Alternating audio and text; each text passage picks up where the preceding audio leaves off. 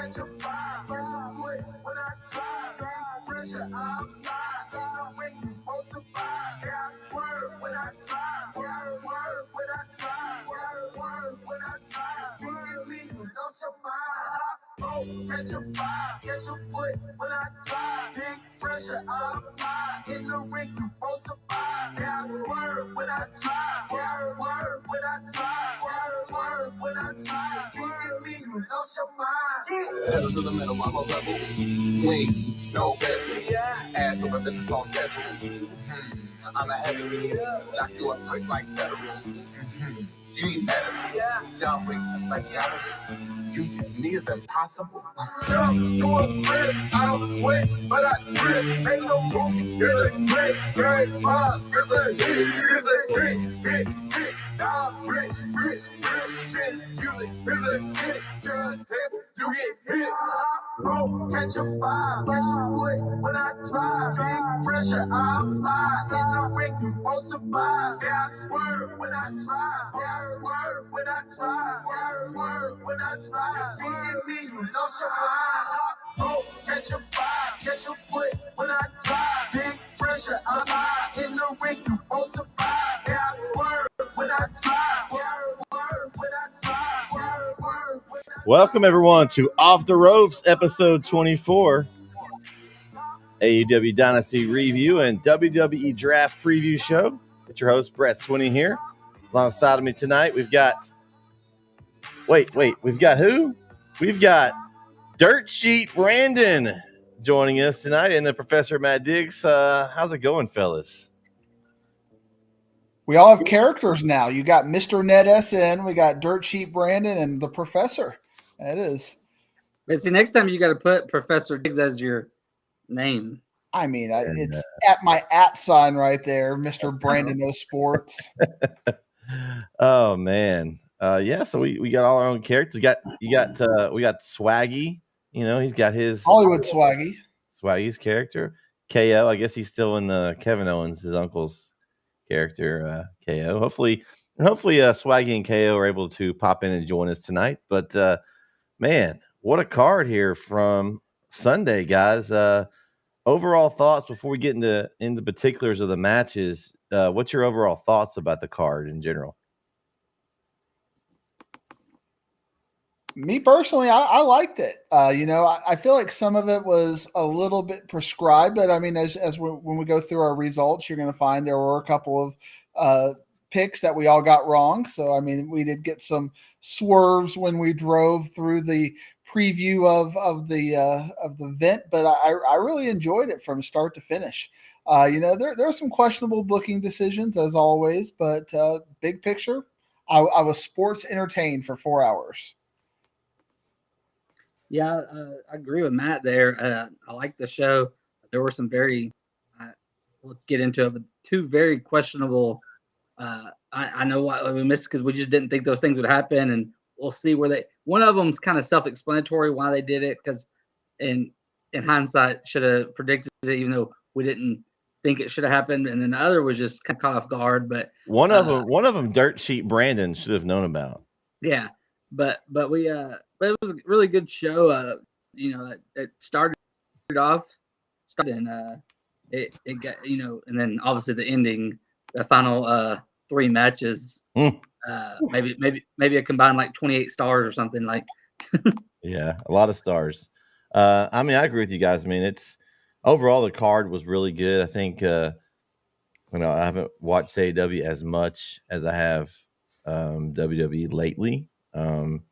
But there were some good stories. I think Matt kind of told us some stories when we previewed a little bit about things that are going on here. But there was one match in particular that was standout. That was the worst match to me, and it was. I don't know if you guys will agree with me, but right in the middle of the card, it was. It could have been left off the card, and I'd have been fine. I think the fans would have agreed with us. But I think overall the match quality of every match was very good. There were some matches that were very, very, very good. But I don't think there was really but one dud to me overall in this pay-per-view. I was entertained. I was surprised with, like I said, a couple of the results, but I think when we've dug into why they went that way, I think at least one of them makes sense. But we'll see where they go with it. But let's break the matches down, guys. Let's dig, Brett. Let's go. Hey, First match is real quick. yeah, just, Brandon. Before we get in the action part, so I don't know. Did y'all watch the 0 Hour pre-show or whatever? I had I it did. on a little bit, not the whole show, but I did some. No, look, not great, whatever. But one thing they did do, they told, even on there, they told a story to kind of set not a story they've been telling, and they gave it just a little hint of it there. Not is so Trent Beretta had the first match, he wins. Orange Cassidy has the next match. As Trent's walking out, Orange's music hits. They just kind of look at each other, and then tonight there's a big, a big decision. What side's Chuck Taylor going to take? And we had a title, a title change or title unify, the Bang Bang Gang, and so they claimed we kind of agreed lately that they've kind of really fallen off from where they were, and so it's interesting to see what's next for them. I've started kind of seeing maybe even hints of maybe a separation there. That it's hard to tell because they've done that. Other companies have done that with, and even AEW's done that with certain people, and they never pulled the trigger. But in the last couple of weeks, you've kind of started to see that makes off and goes as an individual. But who knows? But it'll be interesting to see what they do from there. But yeah, let's get in the main card. I just wanted to kind of touch on those things real quick. Yeah, and I kind of while you're there, Brandon, I kind of want to follow up on what you said about the Acclaimed, because for me, the Acclaimed got over as a heel tag team with that rap kind of being their edgy thing. And then the fans loved them because of that. And then they left that formula because now they're faces. And I think they need to get back to their original roots. I think I would rather see that and maybe them just beat the hell out of Billy Gunn and separate from them before they break up. But who am I? See, but like Max Caster, the last few times, he's been going back to that. But then Bowens has kind of like looked at him kind of like, hey, what are you doing? Like, and so, that's why I could see maybe Caster going, but they could do it together. But I think some kind of heel movement is going one way or another there. Is it almost like the New Day for them? Like they've done so well with the merch and like the whole intro, scissor me and all that stuff that they don't want to turn them. Maybe that's kind of the vibe I get from like the New Day's act is so stale to me because it's the same thing, but they sell so much merch, all that stuff. They don't want to turn them heel. It's kind of similar. I mean, not the same way, but very similar. I mean, that's kind of what I was hitting at with when I was saying earlier, like other companies and even AEW, but other companies with the New Day and the Street Profits, they're very similar in how they maybe hint to breaking them up, but they don't for certain reasons. Mm-hmm. I don't know. We'll see. I kind of like the result there. I think Bullet Club Gold. I like that group. I think they've kind of been struggling since Juice Robinson went out. As far as it's just the three of them. I'd like to see them add somebody. Add another member that because that's what Bullet Club is. They're the numbers group, right? But there's only three of them right now. I like to see them add some members to it. Maybe they interfere with matches. Do some beat up some people, cause some havoc. Maybe make some more heelish. I like Switchblade Jay White. Yeah. I think he's really good in the ring, and I've liked what the Guns have done. That has been a perfect fit. I just think they maybe need a couple of more pieces to add to that group. But I'm glad they got the belts, and we'll see what they do. Are they gonna maybe carry around 6 belts for a while? Are we gonna see a new belt design? I don't know. Who knows? But we'll guess we've got a lot of new belts lately around the world of wrestling. So I don't know. Maybe it's time for another new one. I'm just glad they're done with the Acclaim because how long that story went over? Almost 2 years. Yes. I mean, they haven't faced anyone else like that. Well, they didn't. They faced other people when they were a team, but they've been involved in the story together for so long now. I'm glad. Hopefully, that's finally done, and both can go their separate ways. Yeah, I don't know. I almost think maybe Billy Gunn decides to turn on Acclaimed and he joins the Bullet Club Gold and is goes back with his sons. I don't know. Something needs to happen. They need some more people just to make it more Bullet Club-esque group because it's. I kind of thought that when they had the 4 of them, they would start, slowly adding in some other wrestlers in there, but they just haven't yet. So maybe they're just waiting for the right time for that. But I enjoyed that match. That was the one match I did get to see mostly, and most of that match, and I was glad to see Bullet Club Gold win. All right, main card. We had first starting off the match. What a way to start off a pay-per-view, guys. The Rainmaker, Kosuke Okada defeats Pac in a AEW Continental Championship match. I'm still not sure on the rules of the Continental Championship. I don't understand. It's like, oh, severe. What is severe? What is the punishment? Tell me what the punishment's going to be. Because to me, it's like a regular match. If you interfere, you get disqualified, right? So what's so severe about interfering in this match? To me, that's still, I don't like that. I don't like they need to establish, okay, it's going to be you get stripped of your title, or you get $100,000 fine, something. They need to tell us what the actual consequence is. I'm waiting to see it because, it's just like, it must be so severe because nobody wants to interfere. So I wish they'd just tell us what that is. But this was a banger match. I mean, I like that they had it the first because they kind of spread some of these matches out. To me, this was just, they both can go in the ring. I think we all knew that they weren't going to take the belt off Okada at this point, and they just kind of gave it to him. He's in the whole elite now with the Young Bucks and their great heel act. But Pac, man, that guy, he is something else in the ring. I enjoyed the entire match. This was just a great way to get started. Once this match was over, I was like, man, this is the way the cold card's going to go. I'm ready. It kind of just was a good Kickstarter off. What'd you guys think? This is a very fun match to start on. And, like you said, Pac said he had some really impressive, it looked like he was going to come so close so many times. That springboard moonsault he did was just incredible. The thing about Okada, I really like Okada, is he really sells. His facial expression, he sells every move, and like he's just, he's not a great talker yet, but he's just so good in the ring and so good at storytelling without speaking. And his entrance gets me. This guy's a superstar. Which I knew that coming in, but he was one too. I hadn't watched a lot of his matches. I went back and watched some of his ones with Omega, but I don't watch a lot of New Japan, so I knew who he was, but I haven't seen him a lot until now. And he's fun to watch in the ring. And him and Pac, they had great chemistry together, and it was a really good, fun match to open the show. And it had a belt, but it didn't need a belt. And it's just, but they have a belt and they got to use them. But that's a match that didn't even need a belt. It was just a fun, a good pay-per-view match. Brett, I think to your point earlier about trying to figure out these continental rules and doing all that, it's almost a little bit of insulting to the fans. Like, okay, this match, we're going to suspend reality and there's no cheating, and we're going to wag our fingers at you and say, really, on this one, and it almost makes you wonder, at what point does the whole federation go like that? Like, you just can't cheat, and we're just gonna have to take that element out of our storytelling unless we have some sort of special match where that is allowed. And I, for one, wouldn't hate that, because I think the continental matches give us such good matches back from the classic and through this.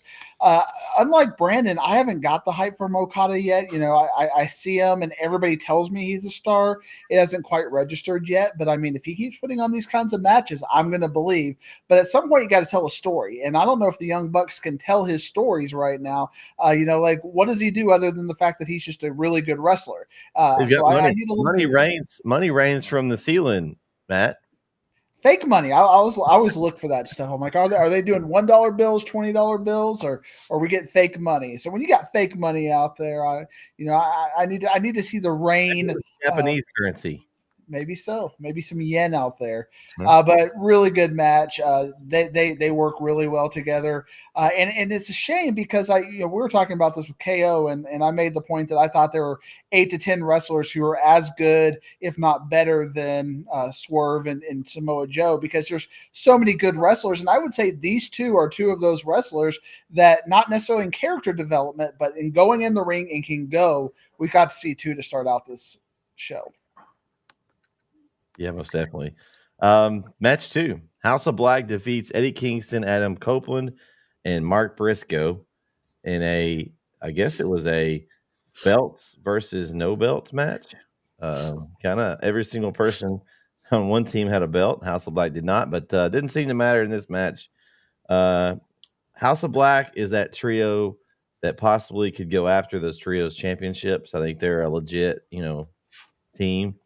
I like seeing them in the ring. There was nothing wrong with this match. I mean, I thought it was fine, but I mean, it was just on this card. It kind of was lost in the shuffle to me. But I think it was a solid match overall. I actually had not House of Black not winning, but the way that I thought that House of Black would lose one match. I thought it was this one. I was wrong. I got them two backwards as the next match went against the House of Black. So, but I was right in that. I thought they'd win. They split because you try not to have everybody on one team win or try to split that up a lot of times. And so I just got the matches backwards. But there was nothing wrong with this match. It was a fine match.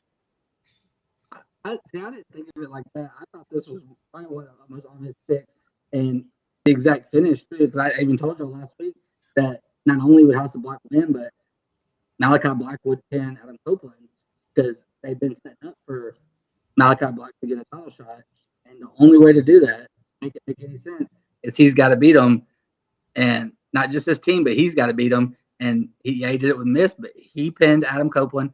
Now he should get his title shot. I just thought that was pretty kind of cut and dry, and so I expected. But I don't know if I tweeted this or I texted someone this, but I wish Brody King had a better character because he is a dog in the ring. That dude, he does for his size, he does some things he's fun to watch just go, but his character is not any good. But he just as a wrestler, you can do some things with him. They gave him a title shot not too long ago, and but it was just like a squat. It was like a squash match, and it was either first on the show or third on the show. He had no chance to win. I don't remember if it was against Samoa Joe or who it was when it was. I think it was against Samoa Joe. But it was he had zero chance. You knew he wasn't winning the title then. But someday I would like to see some kind of singles title on him, if not even if it's the world title, but have him beat Roderick Strong or whoever. That guy, he can go. His character is kind of leaves a lot to be desired. But one of the funny things in this match too was Eddie Kingston's known for his chops. There was one time I think it was Nigel or one of them even mentioned it. He starts chopping, and he looks like he's having convulsions over there. And I was like, I don't know what's going on, but they even kind of mentioned it. Look, it was odd, but I guess they added this little something. But this match went it like I thought it would. I didn't even see the point of it other than setting up a Copeland Malachi Black match, but I didn't see the point of, unless you're gonna have maybe Buddy Matthews face Briscoe now and Brody King face Eddie and have all those titles on the line. Other than that, I didn't see the point of this match. I would rather just seen Malachi Black against Copeland. They could have done this match and had that title match on Dynasty, but it was what it was. Okay. This match kind of takes me back to the Shield a little bit, because you have the Shield and they kind of brought back, it was 10 years ago, granted, but they kind of brought back 6-man or trios wrestling as something that was fun and you must see TV. And every time I get a House of Black match, it's fun. They work so well together. It's just going to be crazy all over the place. It's going to be near falls and saves, and they really tell those stories well. I enjoyed the match, but as Brandon accurately pointed out, this was a setup for Double or Nothing, so it was kind of dialed in on us, but match quality was good. I mean, you put these 6 in the ring, even though it's a bit of a mixed match. You had the rated R chicken hawks or whatever they called them, because it was just no real cohesion there. They had a good match. I mean, it was a solid pay-per-view quality second level match where you can look at it and go, this is good. Whereas, I go back to WrestleMania, the spot on the card where this was that Street Profits and Bobby Lashley versus the House of Pain or whatever they are, AOP match. And that was horrible. That had no, it was just that filler match. This was good quality. So I think that kind of highlights the differences in the wrestling between WWE and AEW. All right. The next match, Man, the shocker to me. It's probably the second most shocker of the night, honestly. But finding out that Julia Hart had some injuries makes sense why they took the title off of her. And now I think they're setting up for the CEO and Willow Nightingale to reignite their battle as Sasha Banks got hurt, or I guess sorry, Mercedes Moné, and to get it politically correct, Mercedes Moné got hurt in a match against Willow Nightingale, and that's why she's been on the shelf. So, I mean that part makes sense. I really like Julia Hart where she was going, but they go put the title on Willow Nightingale. We'll see. I expect something tonight. Somebody come out. Maybe they're already going to start setting up Monet. Maybe she comes out and challenges her. We get that at Double Nothing. I don't know if she's going to be cleared. I think that supposedly she's going to be cleared next month. So that'd be right about the right time to debut her. So I'm excited about that and that aspect. It'll be interesting to see how long Julia Hart is out.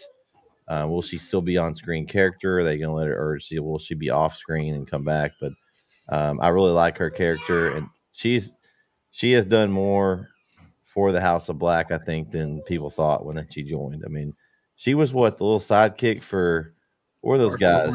Varsity Blondes. Yeah. Varsity Blondes, yeah.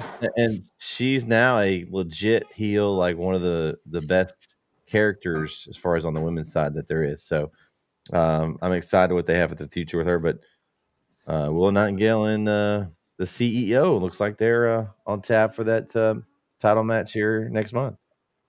Yes, this one definitely caught me off guard. I just didn't think they would take it off of Julia already. And I mean, but like I said, in hindsight, it makes sense that they want Mercedes and Willow. But I would have got behind Mercedes and Julia Hart too. But I didn't know about the Julia Hart injuries. So I guess it's your dirt sheet Brent now. Dirt sheet Brandon, come on, Dirt sheet Brandon. You gotta live up to your name. But the one thing also surprised me, not so much the finish, which the finish surprised, but it was fast. I mean, it was quick. I mean, she won quick and clean. Like that's what I think. It wasn't. I mean, so much Willow won, which surprised me. But it was like, wait, this match is over. Like that was. I wasn't expecting that to be the finish. And I mean, I hadn't seen the match time, but it was not long. And so one funny thing that was happening in this match was because it was not a great match. But one funny thing that was happening was Taz and Stokely kept kind of digging at each other on the table, and I thought that was pretty funny. For the however 4-minute match, whatever it was, but maybe she was literally like really hurt, and they couldn't go that long. Yeah, and possibly. Which that's what I said. I didn't know about the injuries, but then you just like I don't know, you don't have that match, but because I didn't think they did her title reign justice. But we'll see. I mean, Mercedes is going to beat Willow whenever they send. We'll see what happens to that. So, I think the match was a little bit longer than you might anticipate it being. I mean, I think it maybe went 6 or 7. I don't think it was a 4-minute match. Well, yeah. I didn't see the official, but 7's still not very long. So you had 3 or 4 minute intros in a 3-minute match. But I mean, I know Brandon, you and I disagree on this, and we're going to continue our battle as far as this goes. I like Willow Nightingale as a character, and I know you don't. And I think that she came out there and she showed some aggression. So she in this match, it's like I'm mad, I'm going to ramp it up, and she had that character development and that storytelling within the match. And that was a vicious power bomb. I mean, you could see her bounce on, the way they ended that match. And it was a no doubter, and it was a dominant win from her. And I also think part of that, I know we have the Julia Hart injuries, but if the fact that you had Willow beat Mercedes for the title back at the NJWP, whatever the new strong title was, then you have to kind of make her strong for that match, because otherwise, we can't whisper and go, well, she wasn't really booked to win this match, but the injury, so they had to call the audible within the match. And so by doing this, you're elevating Willow Nightingale and making her a star. I don't think Julia Hart's going to lose any any excellence from her character with this, and I hope we do get to see her continue. But I'm glad Willow got this win. I did not predict it. I thought they were going to stay on that Julia Hart train, but man, Willow came away looking like a beast, and there's this character development there because it's kind of like the Indy Hartwell and Candice LeRae story as far as, is she going to kind of go toward the dark side with Stokely, or is she going to stay pure? And they leave enough reasonable doubt that you just don't know what's going to happen. So I kind of like that fact that I genuinely don't know where they're going to go with this. So I like that. All right. By the way, you two and KO all had 8 picks. Y'all were the winners. We didn't say that beforehand, so congratulations.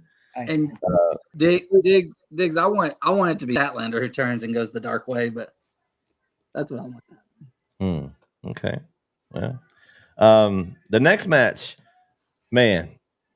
Welcome back, Kyle O'Reilly. I mean, geez, if he was injured and severely out, I mean, he took some. They were giving some blows in this match. I really enjoyed this. I kind of knew they were gonna keep the title on strong just because he just kind of has got it. He's building that character. I'm interested to see what they do with Kyle O'Reilly, but he was really good in the ring. Will he eventually go back with his buddies? Will he try to keep going against them and maybe add some people to a team to go against him? I think the shocker of the night was Adam Cole coming out at the end and standing up out of the wheelchair. So we got Adam Cole. Looks like he's back healthy. I thought maybe we might have. I thought maybe we might have an MJF appearance. Maybe, but still no MJF yet. So we'll see how long they kind of hold off on that. But this was. Did you notice something, Brett, that when they announced and this is why I talk about the kind of the prescriptive nature of AEW, like anytime Chicago is mentioned, you expect CM Punk or something, and the Forbidden Door was announced for Long Island. Well, I don't think they do that unless you're getting MJF back. That's a good call. I hadn't seen that yet. Did they announce it at the show? Yeah, it was that. Yeah. I must have missed that part. I must have been doing something whenever they said that. But yeah, that makes a lot of sense. I'm ready to have MJF back. I'm just really intrigued on what they're going to do with his character now. I mean, he's going to be so over. I mean, the fans are going to go crazy.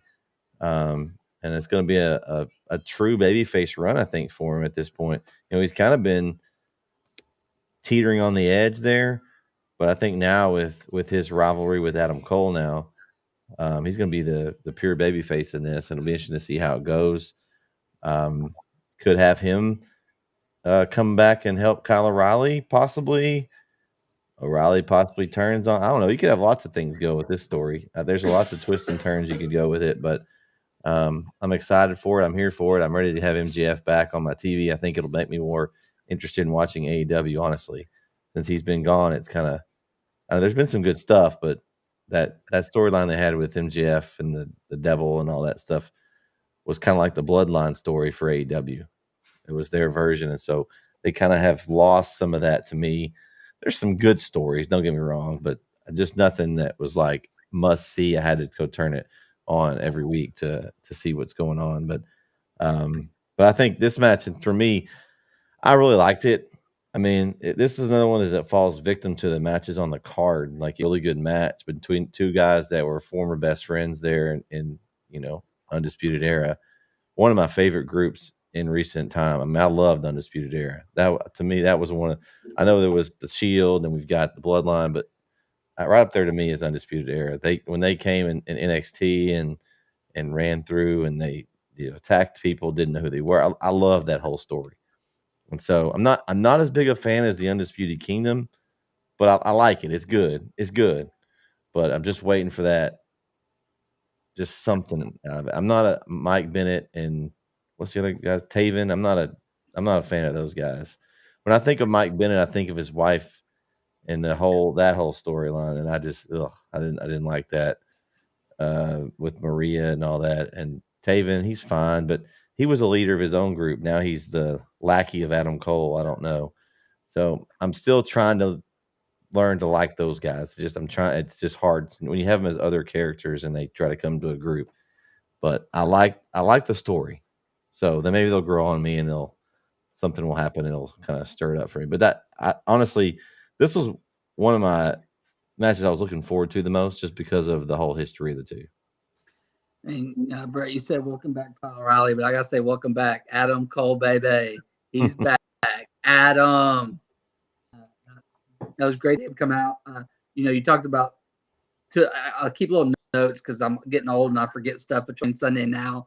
So the two things I wrote, I was like, really decent match, like really good match. Like it was a fun match, and then like something you touched on, a really strong showing by Kyle O'Reilly. He looked good in the ring. Like it's been a while since he's wrestled in he's had a couple matches here and there, but that was his first big match since he's been back, and he looked great and had a real strong showing. And then I thought it was interesting. Wardlow comes out and he comes out, but he never interfered. He never got the chance to interfere, and Roger Strong wins. But then when Adam Cole came out, I don't know if you noticed, he gave Wardlow just a little kind of like he like stood behind Wardlow and kind of gave him just kind of staring him down like something's coming. And it's just, and they've hinted at that recently where Roger he did a little vignette a couple weeks ago talking bad about Wardlow for not holding his own, and then Roger Strong's been kind of dogging Wardlow, so they keep leaving a little, and they haven't been together that long, but it looks like Wardlow's on his way out, and so that'll be interesting to see when that happens. Poor Wardlow, they just bounce him back and forth, and I don't know if you guys noticed that, Matt, before you talk, but it's like he comes in, he's squashing everybody, just killing folks, and he comes in, he's a lackey for Adam Cole now, and then he's done all this work, and now they're, basically treating him like garbage. I wish they would do something. Wardlow is amazing in the ring, and he's a good character. They just keep bouncing him back and forth to all these different storylines. They don't let anything sit and, I guess, simmer. Like it's just like here, there, and it's like I can't get into his character that he has because he's in it for 3 months and then it's something else. I just kind of feel bad for him, honestly. Yeah, it's been tough, and I think Kyle O'Reilly is going to have that problem. I echo everything you said about the quality of the match, but Kyle O'Reilly really needs to be in a faction. That's just his kind of personality. He's not a standalone character.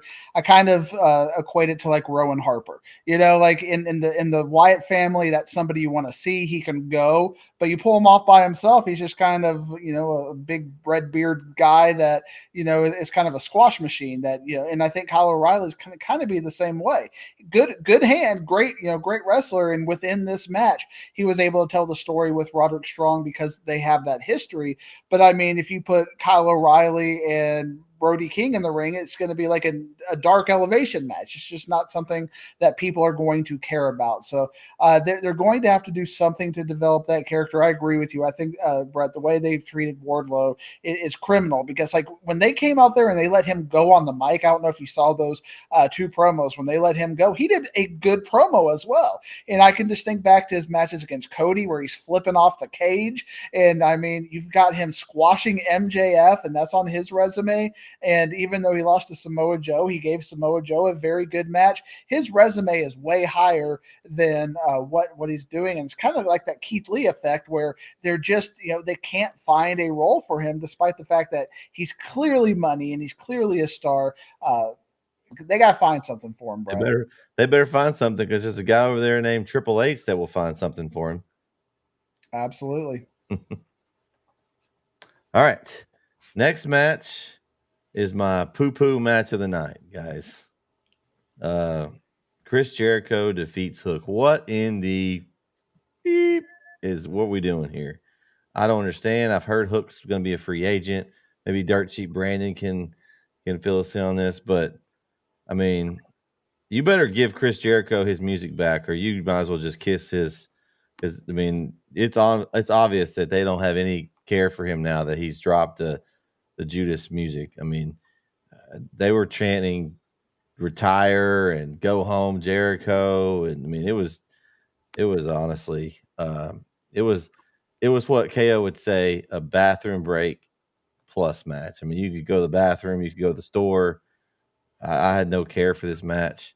And then when Jericho pinned Hook, I'm like, what are we doing? Like what are we doing? I don't get it. I didn't like it. Just that's all I want to say about it. I'm done talking about it. Yeah, kind of echoed your things. The chance, the crowd definitely was not into it. Hook had some moments of the T-bone. We T-boned Jericho through the table, and then he suplexed Jericho. Jericho's holding a trash can. He suplexed him. The trash can flew about 300 feet, and but yeah, it's just Jericho with the FTW title. I just don't get it. And it's Are they just trying to give him titles so he can just say now he's held the FTW title? Yeah, held every title. I mean, I don't know. It didn't make sense. I feel bad for Hook, guys. Yeah, I feel bad. Hook. You're burying Hook now, and so it didn't make sense at all. It was so yeah. Let's. I guess they'll have to face again because he's got to get the title. But I don't know what. But yeah, let's move on. I disagree with both of you on this, and I'm gonna couch a few things. I'm not saying this was a great match. I mean, and you can say, especially relative to the rest of the card, it was. But we kind of probably would have guessed that going into the match.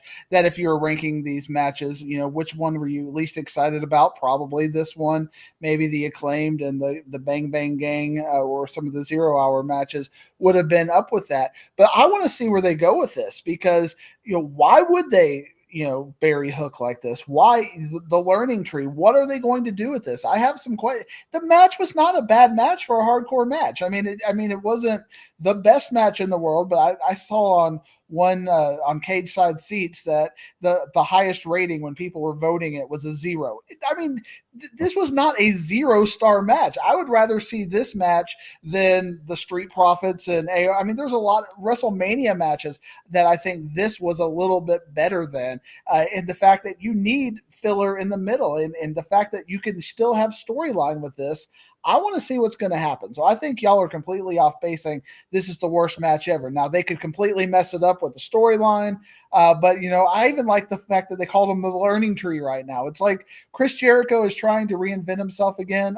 I didn't hate the match, and I don't hate where I want to see where the story is going to go. Well, Diggs, I guess my commentary came off kind of wrong because I didn't say, and I didn't mean to say, I didn't think it was a bad match. And this is actually some of the, I kept, like I said, I keep notes because I'm old and I had a lot, like, if it's a really bad match, I'm not going to write nothing about it. I had a lot on this one. I thought it was a decent match. I didn't never mean to put off that thing. I didn't understand Jericho winning in that part. But like you said, there could be some intriguing where it goes from here because I did like the learning tree thing. And I did like at the end where, Hook flips him off and Jericho says, "I'm sorry," and gives him another. Like, he doesn't just do it. He keeps apologizing to him. There were things I liked about it. There were moves I liked in too. Like, I liked some of the moves Hook did. But Jericho is also, we can't argue the fact that Jericho has gotten stale with the crowd and, like we've talked about, without his music and just Jericho in period. I don't even know if it's all because of the music, but that was a key point. But there's been some other out of the ring stuff with Jericho that's probably turned people. And then, I mean, Jericho's getting up there. Technically he's like the same age as R-Truth, so he's I guess he's still young at heart. But I didn't think it was a terrible match. Like, it was just I didn't understand the ending. But even though it did tell a story, I just didn't get why Hook lost. I believe that's Derek. What's up, Derek? One of our faithful weekly wrap-up show listeners. Did I beat him on Pick'em?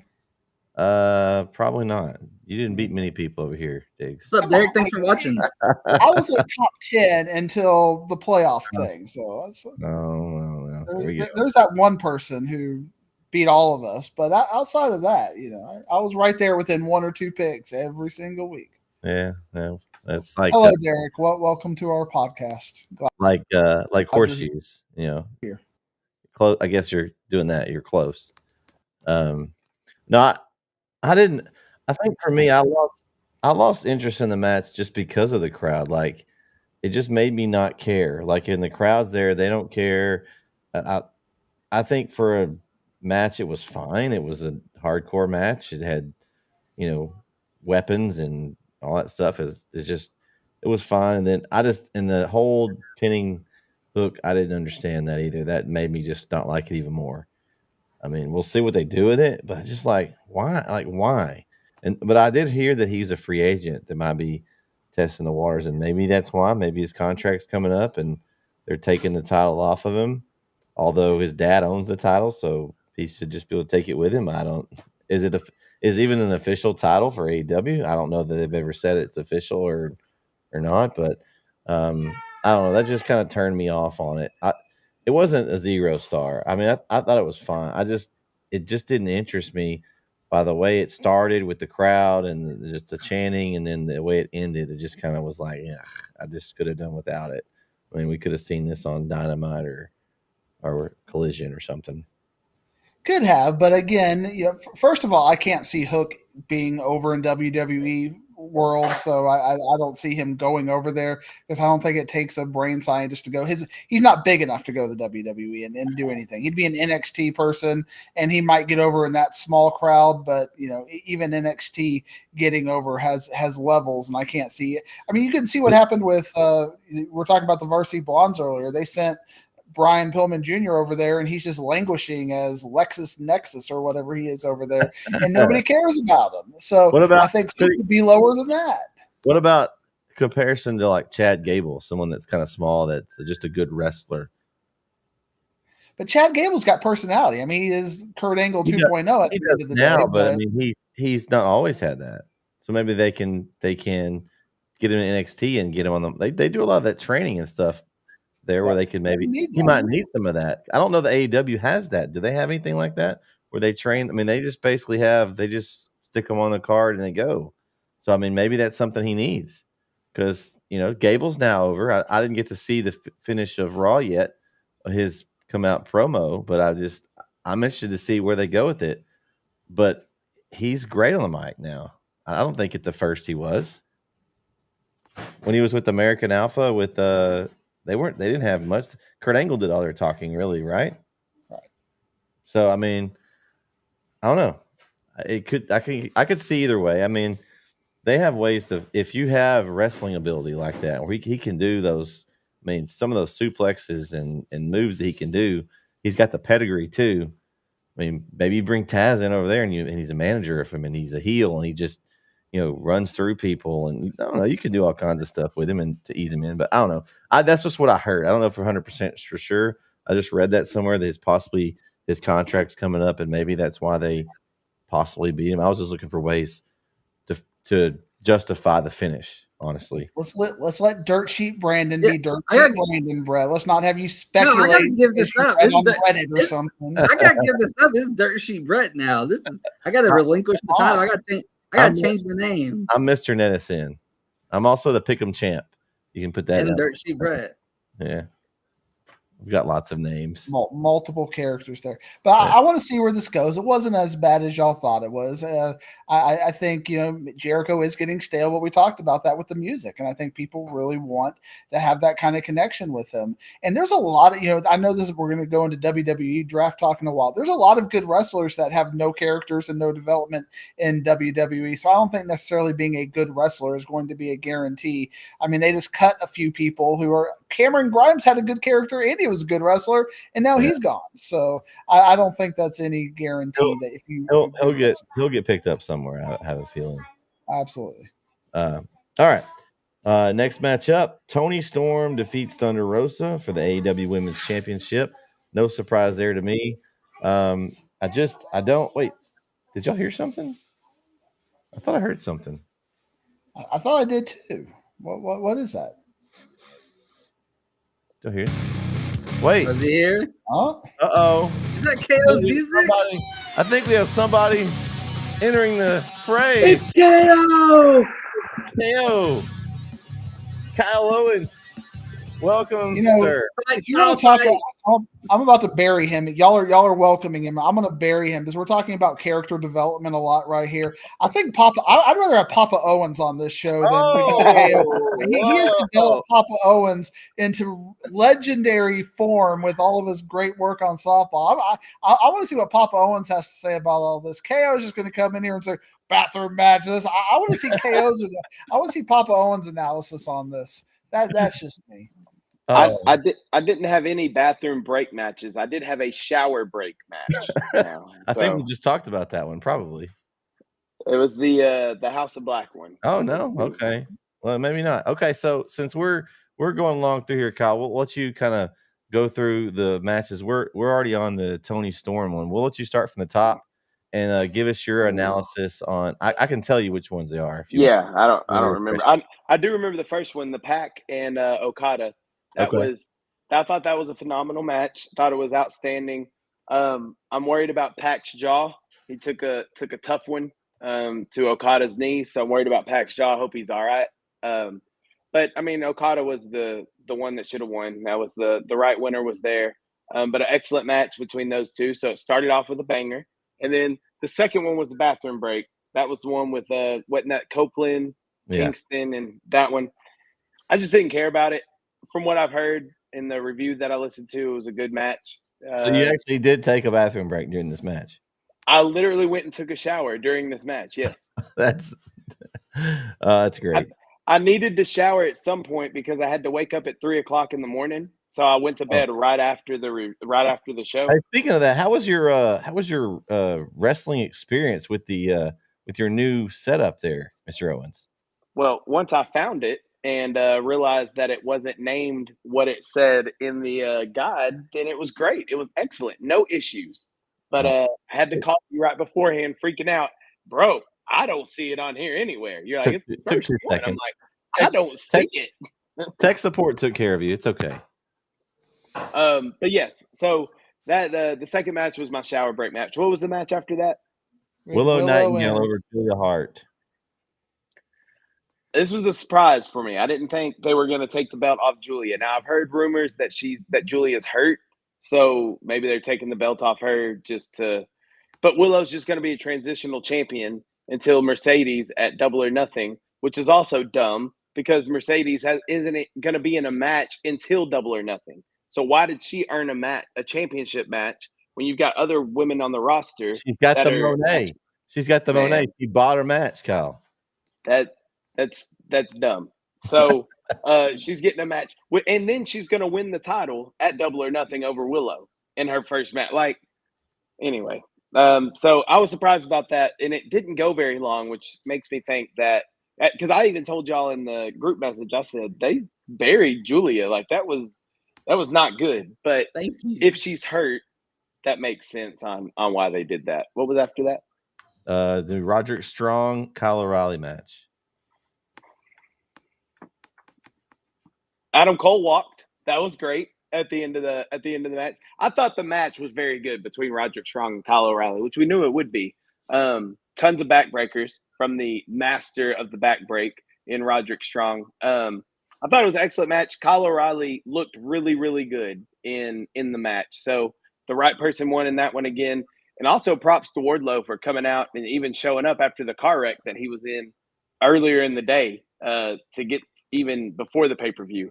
Was a nasty car wreck. So for Wardlow to even show up was good as well. But Cole walking at the end was the big part. I think that overshadowed anything that happened in the match. It was a decent match, but Cole walking at the end overshadows it because hopefully now Undisputed Kingdom can get some momentum going with Adam Cole back walking around and hopefully getting in some matches. Because right now they're kind of just floundering and in the water dead. Maybe a certain return of a certain Long Island guy soon. Ooh, yes. He should be returning soon, hopefully, because AEW TV is missing him too. Yeah, I mentioned that earlier. I haven't been like, ooh, let's go tune in ever since MJF has been gone. It's like I watch it, but it's like not must see TV. That since he's been out, it's just been kind of okay. I've caught it. I've got to watch it. That's great, but I'm looking forward to having MJF back. Absolutely. Next match was Chris Jericho defeating Hook. Kyle, how'd you feel about this? And we had a really interesting discussion about this one a while ago. It was surprising, and I sent this in the message too. The "Go home, Jericho, go home" chants, the "Please retire" chants. He got the Big Show treatment. That shocked me. Like we talked about it on the preview show how Jericho was just kind of dead. He was getting no reaction, which is the worst thing. I'm going to amend my statement. I think this is worse than getting no reaction. When the whole crowd is telling you to go home and to retire and they don't want you there, like, and that's their first world champion. That's the first world champion of AEW is Chris Jericho. Like, he is a foundation of AEW. He is a foundation of All Elite Wrestling. He has been there since the beginning of it. And now, for whatever reason, he is hated by the fans. And it's not good heat, it's go home heat. Like, they do not want you there. They do not want you around at all. Ever since he lost his music, Kyle. Yes, and then to give him, you can't sit there and say the FTW champion is not a recognized championship and then have it on the main card of your pay-per-view. You can't do that. It's a recognized title. But then why are we taking it off of Hook? What does Jericho have to do with the FTW championship? I'm not a huge fan of Jericho winning the match. I think Hook should have went over Jericho. They're putting they're pushing Jericho with this FTW championship when the fans are clearly telling you, we don't want him on our we don't want to see him. We don't want him here. And you're saying, oh, okay, cool. I hear you, fans. Here's a championship, Jericho. Stick around a little more. Like, what are we doing? I don't understand it. The match threw me off. It was an okay match. I mean, Jericho took some hellacious bumps, so props to Jericho for doing that. But the match itself, and then at the end, it's almost like Jericho is delusional. Like, he's saying, I'm trying to help you, Hook. Why are you so mad at me? Like, I'm trying to teach you a lesson. Get under the learning tree. Like, I'm trying to teach you. It's almost like he doesn't even realize the fans are booing. Because at the end, he's holding up the title, waving at people. And I'm like, dude, nobody wanted you to do that. Literally, nobody in the arena wanted you to win. So I don't know what they're doing with this. Jericho needs to go away for a little bit. He's very good at reinventing himself. I just don't know how he comes back from this. I don't know where he goes. Jericho, you're not a fan of Learning Tree Jericho. I just don't care. It's not that I'm not a fan. I just don't care. I genuinely just don't care about it. But aren't you a little bit interested to see where this is going to end up going, and maybe that could? That's the thing. I'm this way with another storyline as well. I don't care right now, but I'm going to let it play out. I'm interested to see if they can garner. I'm going to give it time. I'm not going to completely just kill it yet. I'm going to give it time. But as of right now, I'm not interested. You gotta let it simmer a little bit. You know, let it cook.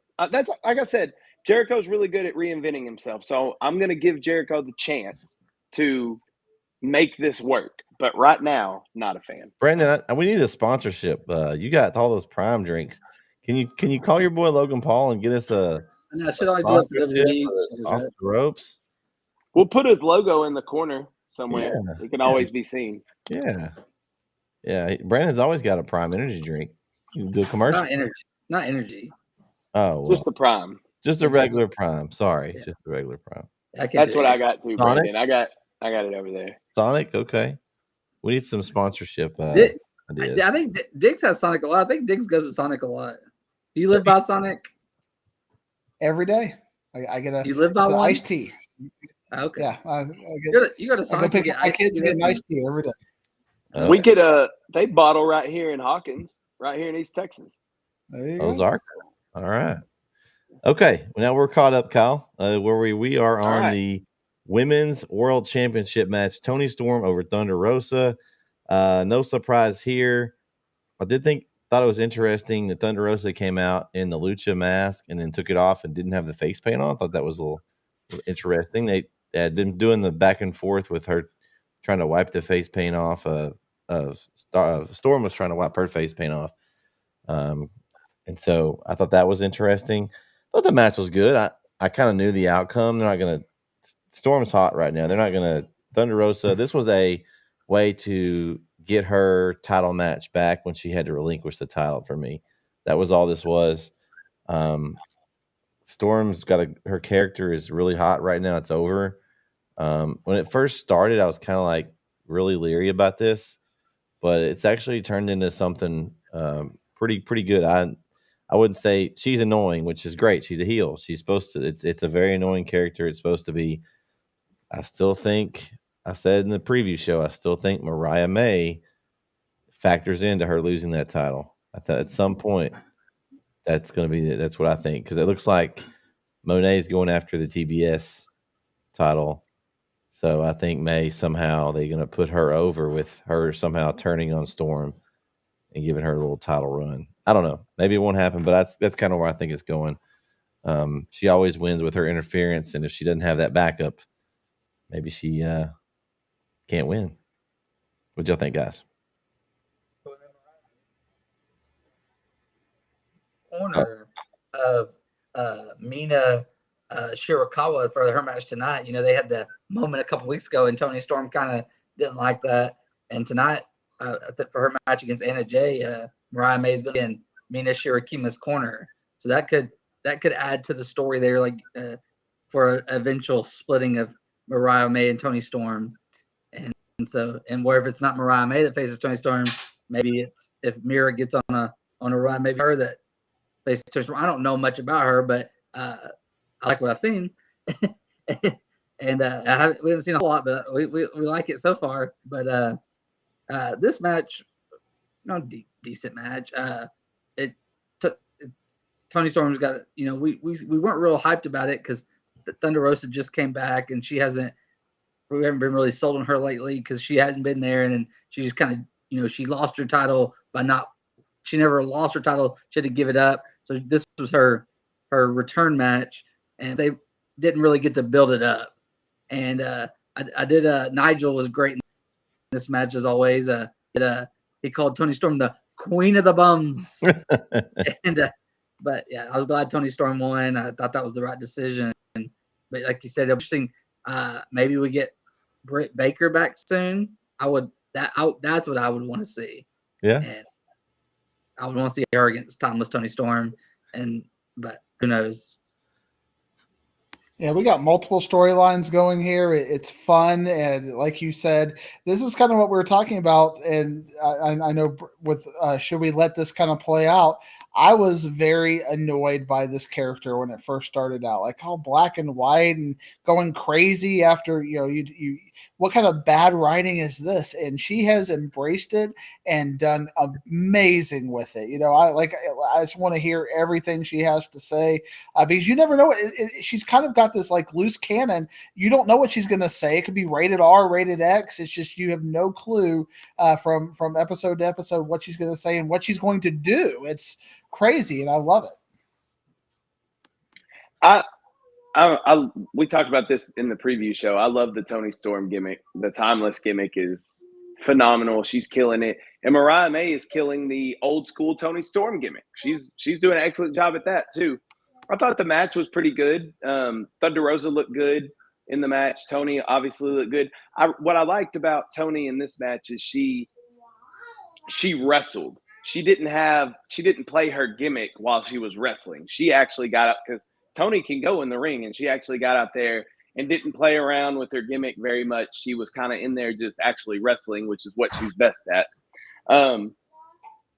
It was an interesting ending because she had to cheat to win again, but that's kind of her gimmick. That's kind of her thing. I like what they're doing with this. I like the Mariah May aspect of it. You can see it from a mile away. Toni Storm and Mariah May are eventually going to end up feuding at some point. But I like the dynamic that they got going on. I just like everything that's going on about it. When are we getting Jamie Hayter back? That's what I want to see. Jamie Hayter going after Toni Storm for that championship. Maybe Jamie Hayter was the one that attacked in the back when all the lights went out. You know what I mean? On Mercedes, maybe she's doing the attacks in the back, and maybe that will get to what she needs to do. But I really think that Jamie Hayter is coming back to feud with Tony. So we'll have to see what happens. All right. Now we're down to the meat of the card, the last 3 matches. So it's hard to rate these or rank them for me 1 through 3, but I have three categories I'm going to put these in for me. Just best wrestling match, just all out brutal, most crazy match of the night, and then the best story match are my 3 ratings. So for me, the first one here, Will Ospreay over Bryan Danielson, best wrestling match. I can't remember the last time I've seen a better one. Just pure wrestling. You've got aerial assaults, flips, great mat work, just anything that you could ask in a pure wrestling match. This delivered, and I think it was hyped up to be that, and it was lived up to it and some for me. Will Ospreay, he walks in there. He walks in the ring, and you expect a 5-star match. I think Diggs, he's starting to grow on you. I know he's got to be. I know Diggs is a ranking expert. There is his wrestling rankings, and I have yet to see an Ospreay match I did not like. It doesn't matter who's in the ring with him, but when you put one of the best wrestlers of all time, Bryan Danielson, in the ring, it was everything I wanted and more. I was entertained. I couldn't take my eyes off the TV. But this was my best wrestling match of that. 5-star, no doubt. Just incredible match. See, you're talking 5 stars, so I got to interrupt you, Brandon. We got to change flow on this, and I'll throw you back the ball when it comes to the analysis, because a 5-star match should only be something that is once a year. Like, what is the match of the year? And honestly, and I'm not going to crap on this match. It's a great match, but would we not agree Cody and Roman was a better match than this, just for the storyline? So that makes it can't be a 5-star. For wrestling, though, it was. It's everything. I mean, you can't say, well, I like that movie, except the cinematography was not good, or I didn't like the score. It's everything. It was the best wrestler right now versus the best wrestler of the last 10 years colliding. Like, you got that dream. TWI votes on this, Brett. Who do you think what match you think they're going to vote as match of the year? Cody versus Roman, or this? They're going to vote Cody versus Roman and Cody. It was fun. I mean, I enjoyed that match because of I was waiting for it for 2 years. This match is one that you put them in the ring, I could watch them wrestle all day long. Roman and Cody only have so many moves. Like, these guys could just entertain me all day long. To me, that's why I think it was the best. Giving the ball back to Brandon, I'm just saying it's not a 5-star match. 4.5? Okay. It is for me. On the Swinney rankings, it is a. How many best friends do you have, Brett? Do you have like 20 best friends? I mean, best friend is supposed to be best friend. You know, you can have more than like one. Marriage, you get one wife, you get one 5-star match a year. You can have multiple best friends. Yeah. Then they're not your best friend. You have a lot of good friends. Oh no, best friends. And that's why we break up the best friends, because they understand. They've got like 5 guys in that group, right? And then they're all best friends. Done. We're done. Sorry, Brandon. Back to you, sir. Oh no, you're fine. You can still because they're different companies. We can have a 5-star match in AEW for the year and a 5-star match in WWE for the year. This is the one for AEW. And Brett, you said you don't know if you've seen a better match. I don't know either, but if I have, it was the last time Ospreay fought or the last time he's fought. It's every time this guy gets in the ring, it's a banger. Every match he has is at least 4.87 stars. If it's not 5-star, he is just magnificent. They put him in the ring with, even he made Jericho look good too, but most of the time they put him in the ring with other really good people, so that helps. But he's just on another level. And I knew there was no way this was. Hey, Brandon, I'm waiting for the story with him and Callis. That's just simmering, right? I mean, he's the only face in a heel group, so at some point that's gonna come to a head. So there's gonna be some good matches there and some good storytelling with him. So, and they might start doing that soon, and because he's gonna. I feel like he's gonna be the one to take the belt off of Swerve we'll talk about that later. But I think at Wembley that will be the main event. Ospreay and Swerve and Sign me up right now. Yeah, there's no way that doesn't disappoint. But this was an awesome match, and I like too that they, because we just wanted this for the wrestling match, but they told a story earlier. They slow played the match. They didn't come out just throwing haymakers. They really, they for the first like 15 minutes or 10 minutes, however long, they really kind of just very technical, just no high flying yet, just kind of feeling each other out. They were building. They would do a move and then back up and look at each other and kind of admire each other. And they really slow play. And then at the end, it just kind of it gave us all you wanted. And then scary moment at the end because it looked like Danielson was really hurt, but I think it was a work. And we've seen kind of reports of it, but never nothing official. But hopefully it was a work it was nasty. It did look scary. Oh. But a great match. And really, that's why I didn't think this is a 5-star match, because that ending for me, especially given, and this is why I don't like when wrestling companies do this, because if you go back to Supercard of Honor, they had a storyline in their women's match with Billy Starks that that she was hurt, her neck was hurt, and like they stopped the match, they got and we had the referee, we had the announcers really playing up, oh, you hate to see this, and they got the backboard out and they got the neck thing around her, and then she got up and won the match within 2 or 3 minutes. You can't do that kind of stuff and use that as a storyline in a world where it's legitimate there, and then call that a 5-star match and then recycle that a month later. So I really did not like that ending because I thought he was hurt. And then the fact that, I think if he was really hurt, they wouldn't have let him deliver the finisher. I think the referee would have, if he genuinely did not know it was there, the referee would have taken it. They're trained to protect the wrestlers when it comes to that. So I didn't like that ending. Again, I'm not 4.5-star match. It was an amazing match. I was marking out like a kid. I had Shawn Michaels and Undertaker vibes, just back and forth. The crowd was into it, just huge kind of just momentum things. It didn't have a lot of false finishes. It took, you expect in those kind of matches that one finisher is not going to be enough. And so you expect that. I think we've kind of gotten acclimated to it, but an amazing match. I didn't like the ending, but two elements I did like that kind of get to your point, Brandon. You're talking about the Callis story coming up. He got aggressive at the end. We kind of saw him. He kind of made fun of himself a couple of weeks ago. He's like, I was a naughty boy against Kenny Omega, as he was really trying to play up that thing. He kind of got back into that, and him and Callis were kind of buddy at the end. Okay, we're walking out. So where is that going to go? I'm curious, because I could see that finding a way to work. So I hope it's not just a situation where, like we're seeing over and over, where bad guy, good guy, well, we're just going to do this thing where we're like what we were talking about with the Stokely and Willow Nightingale and Chris Statlander, we just expect somebody to turn. I kind of want to see this play out, and I want to let it simmer, Brett. We're going to use your word. I want to see this simmer a little bit.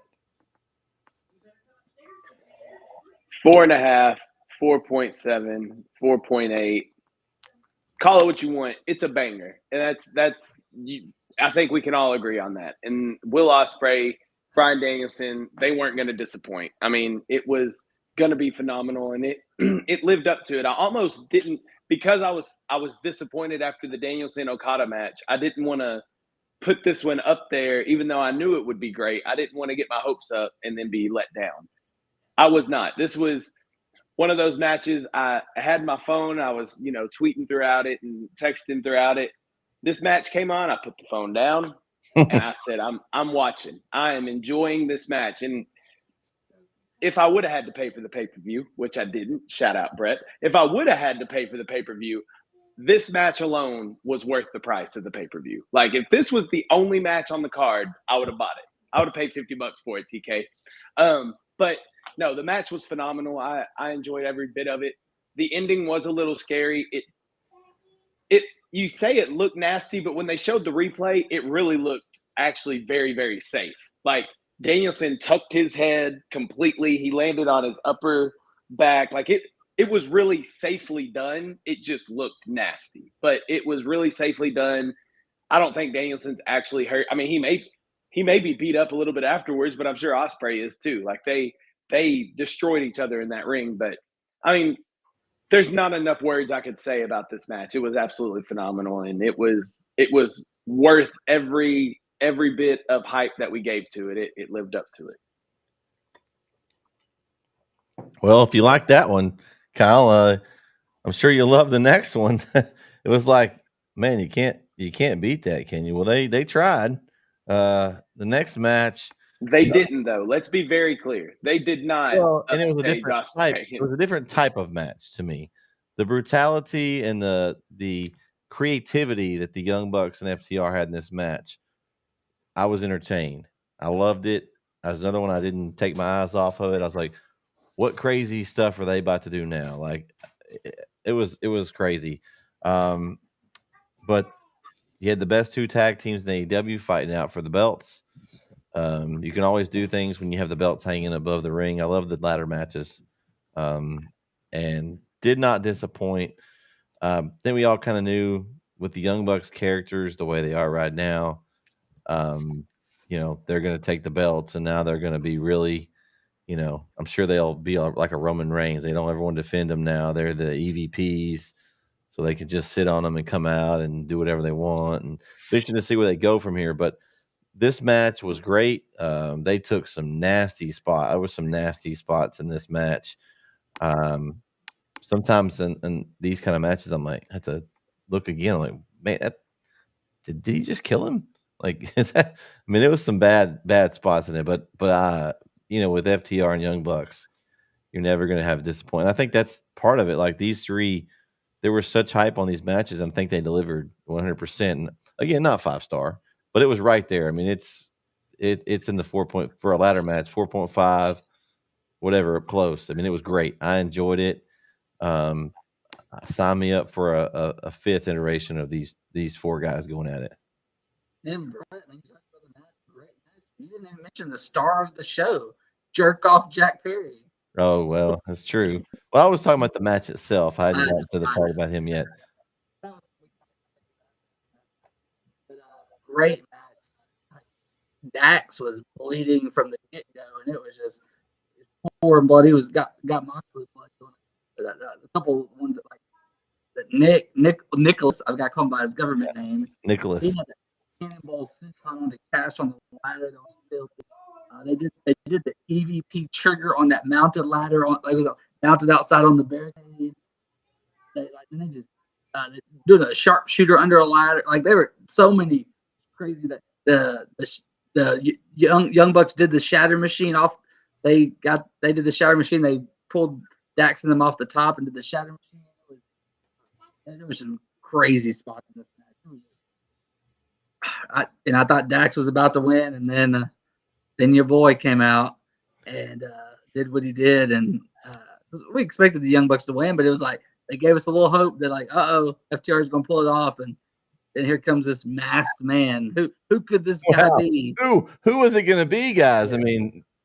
It was pretty obvious. That was, they played the footage. We've talked about that a little bit, but at least now they're using it. Maybe they're going to just give Jack Perry a lot of heat, and putting in with the Young Bucks already is going to give him heat, but he's got a lot of heat. Maybe one of the most hated heels in AEW right now. You could put him up there with some now coming back. He might will he get Dominic Mysterio heat? Maybe. I don't know.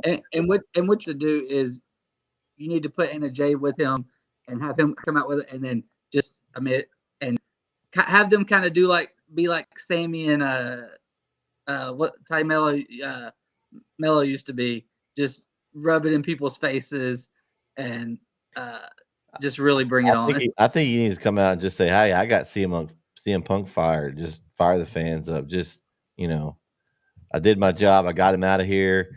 Well, he's gonna get all kinds of heat. If he does that in Chicago, oh God, man, he might throw something at him, or he may need security. He may have fans jump into the ring, try to take him out. I don't know.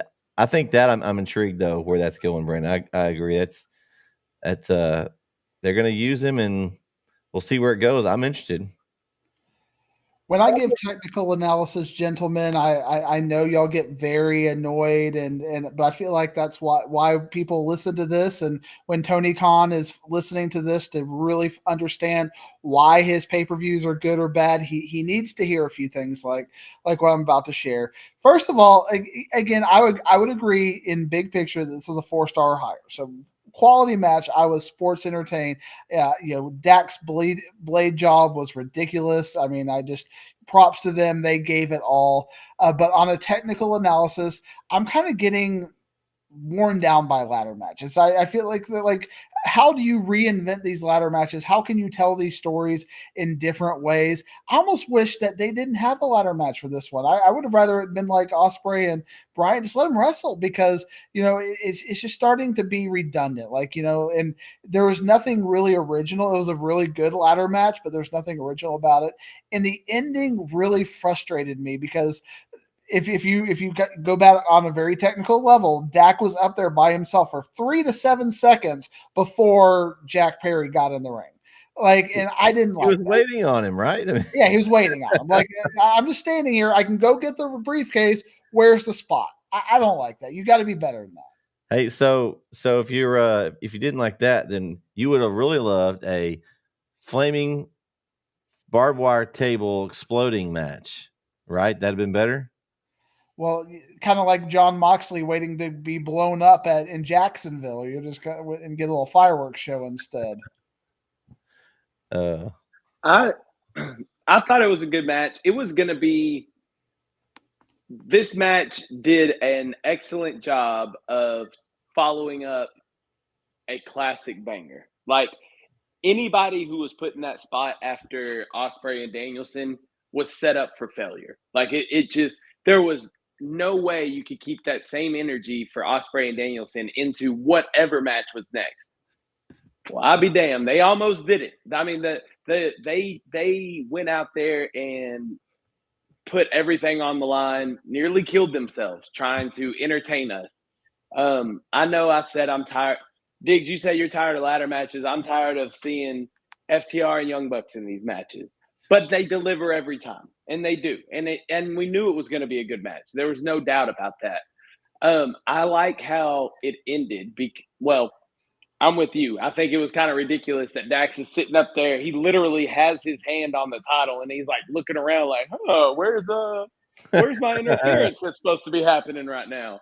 Like, it looks childish. It's Mickey Mouse stuff. And so that looked kind of ridiculous. But I did like the ending where it kind of protected FTR by showing that they had the titles won until Jack Perry came out and cost them the match. So I see what they're doing, setting up the storyline, and they have to do this now, guys. They have to.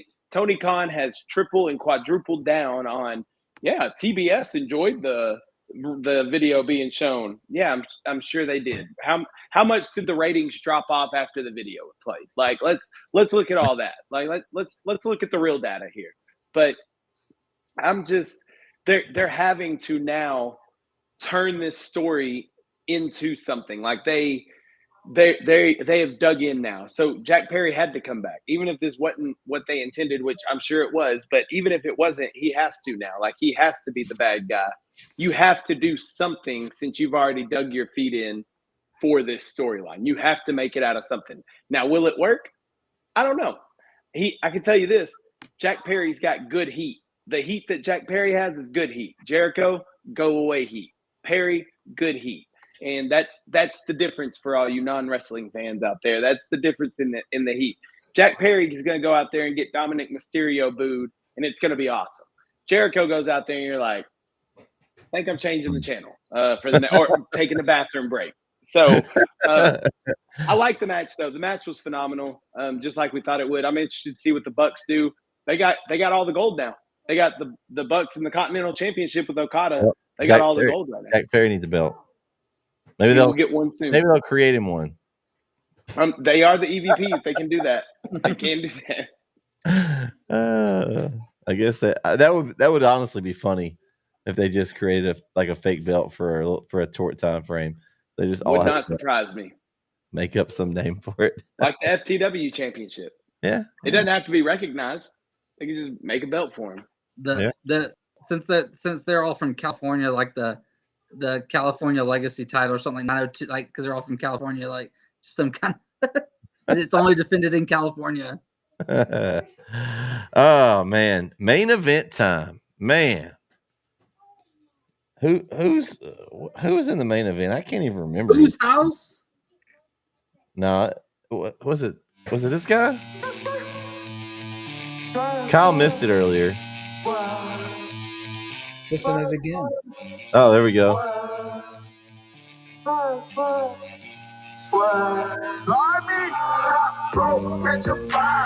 Man, what a match, guys. We all kind of knew Swerve was going to win this match, but I mean, you had the Will Ospreay Bryan Danielson match, then you had the Young Bucks ladder match, which, like Kyle said, it was a great follow-up match. And then to end the night, like you guys said, of course, I will have to press it the asterisk on Brandon's pick because he couldn't commit to the Swerve finish unless it was the main event. I got it right. Maybe a little bit of an asterisk on his pick there. No. I was committed to Swerve no matter where it was. He was going over. It was. If this match was in the Danielson Ospreay spot or in the ladder match spot, he does not win. Yes, he still wins. Swerve will win. No. Because if he wins, he has to end the show like they did. You have to end the show with that.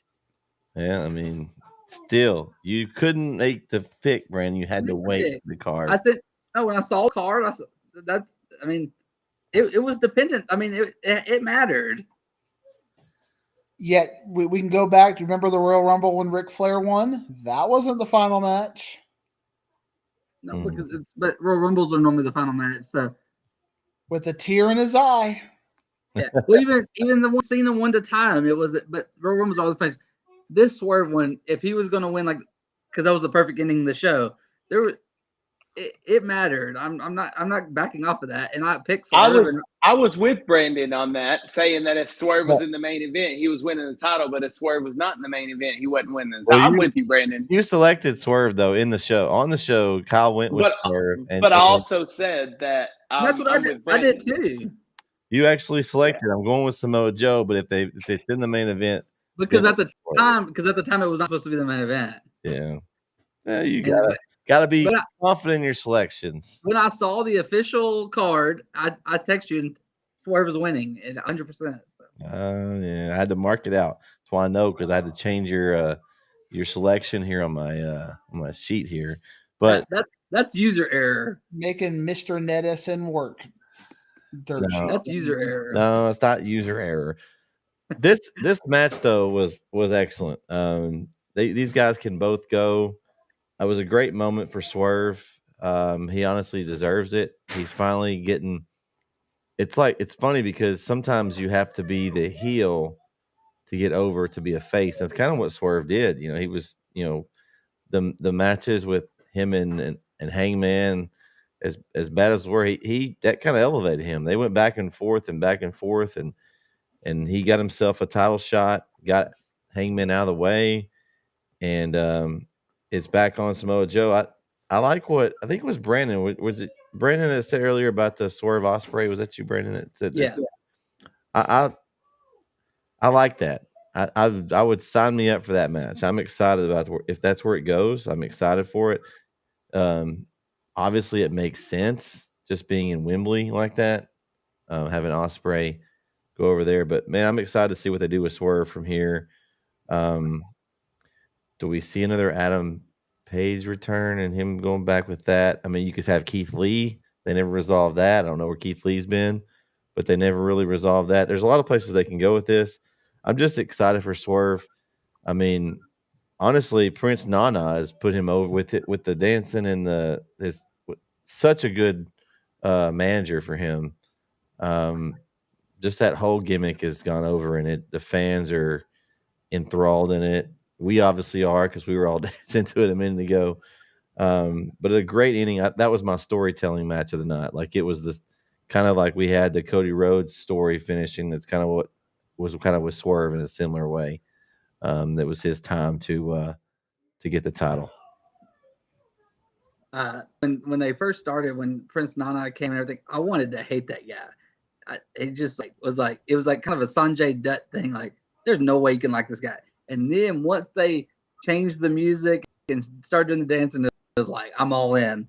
It was a immediate shift, and that's what some people like. We realize it, but some people don't realize the music matters. And some of WWE's music lately has been kind of underselling their people. But sometimes the music matters, and it kind of gets you into somebody that you may not have originally been into. And for Swerve, man, it's an interesting just kind of rise for him, because in 2020 I went to one of the final events before the pandemic, and in Houston, and it was Swerve. He was Scott then in WWE in a cruiserweight match against Angel Garza, Jordan Devlin, who's JD McDonough now, and Tyler Banks. And in WWE they had him buried for a while, just buried in the cruiserweight division. And then they finally started to make a little turn with him and started putting him in the kind of character he's using now, when they put him with the Top Dollar and them. I forgot what their group was called, but they Hit put him Row. Hit Row, yeah. And they finally it looked like they were about to kind of put him in the type of character he was in now, maybe give him a push, and then they released him. And then he comes to AEW, and it's just been a slow, steady climb. He was kind of he's worked his way up, and then had the bangers with Hangman, had the good rivalry there, and then he just rose and rose and rose, and now he's the world champion. I mean, 4 years later from where he was in WWE, and he is now the AEW world champion. He is a star. He's over. He's great in the ring. He's great character. His entrance just kind of drew you in. He comes in with he had the interesting outfit, and then Nana comes and puts the robe on him. He's got his black eye, his darkened eyes. He's got that stoic look. Like, Nana's dancing, and Swerve, he never breaks once. He doesn't ever dance. He doesn't smile. He doesn't, like, you see people crack sometimes when people around them are acting goofy, and he's just all business. And and then the match itself it's hard to put it up because the two matches before were so awesome too. But I can't take away anything from this one, because this one was great too. But it had the story part. I think you said earlier, Brett, that this was your best story match, and it told a good one. But there were some really good spots too, and Swerve got it done, and it was a perfect way to end this pay-per-view. Yeah, I really like Swerve. I like the presentation. The whole package is good. Again, I'm going to give a couple of critical analyses. Make KO just cringe a little bit. And I feel like in my head, because I know what I want to say, I feel like I want to be careful about this, because I don't want to. Sometimes I don't mind making people mad, like you people out in East Texas who think Malakoff is an East. I don't care about offending. Wait, hey, hold on. This is an issue. Hold on. Yesterday, did you drop that Harlton as the DFW?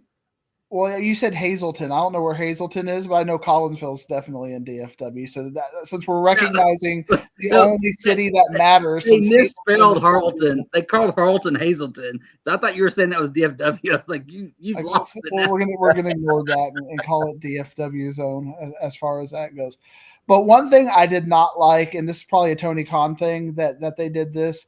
I love that Swerve was the first black champion, but I don't want to see that played up before the match, because that kind of prescribes what's going to happen. Like, the fact that you're bringing this up kind of telegraphs that he's going to win. I want it as a surprise and then talk about that. And I wish that was a little bit different, because I mean, they had a promo on it. And then he had the Black Panther thing. I know it meant a lot to him. And he even mentioned it, like they even invoked Kofi's name previously. I love that. And I love that. But I wish we got that afterward, because to me, it tells me that he's going to win, because you don't do that if you're going to lose, because that's too serious of an issue to play as an angle. You're going to win if you're going to talk about that. So I wish they didn't do that, but everything else I loved the match. I love Swerve. I can't wait to see where they go with this. There's so many things because you got Prince Nana, who's a heel character effectively, who leads a heel stable, but now you've got this, it's like the Don Callis thing. We've got two different elements like that. So what's going to happen with that? Are the Gates of Agony going to end up being faces, or are they just going to kind of go away? We got the Mogul Embassy still. So lots of places where you can go with this. I'm in. I'm fascinated with it. Excuse me. I'm trying to eat over here on the side. Anyway, I thought Diggs, I'm actually going to agree with you. Oh, whoa! Stop the presses! Wow, Hazleton is not an East Texas town. We can all agree on that. Yes, but to your point, when Bianca Belair and Sasha Banks main evented WrestleMania in Tampa, I had no idea that was the first time that two black women main evented a WrestleMania until the match started. And then Michael Cole said, hey, by the way, this is the first time. So I agree with you there. It's different. So the Gable thing, like the Chad Gable thing, he has never won the Intercontinental Championship. So it's so important to him. It means more to him, and they talk about it and they harp on it all the time. But even if he wins it, that's great. It's the first time for him, but it's not the first in the history. So it's not history changing. So to your point with Swerve, that's all. I'm incredibly proud of him. Just like you said, Brandon, from where he came from, I was a huge fan of Swerve in NXT. Loved him in NXT.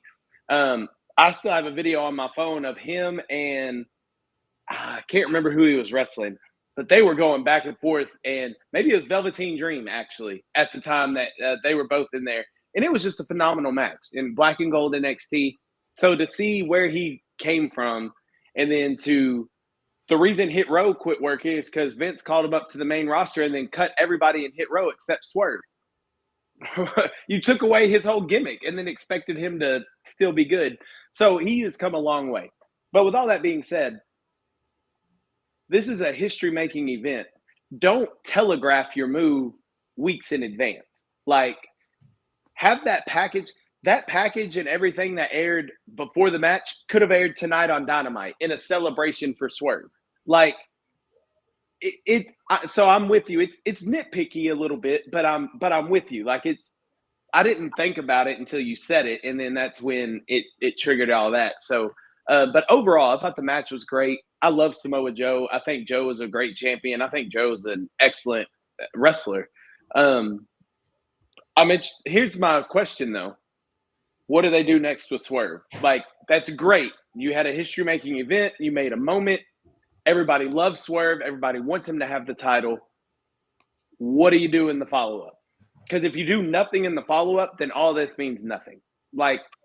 Then nobody will remember it unless it's a trivia question. That's the only time people will think about it. So what do you do in the follow-up? And I heard you earlier say, Brett, Hangman. No. Mm-mm. We've seen enough of him and Hangman. I know. I'm just saying that where they could go with it. I didn't say that I would want to see that.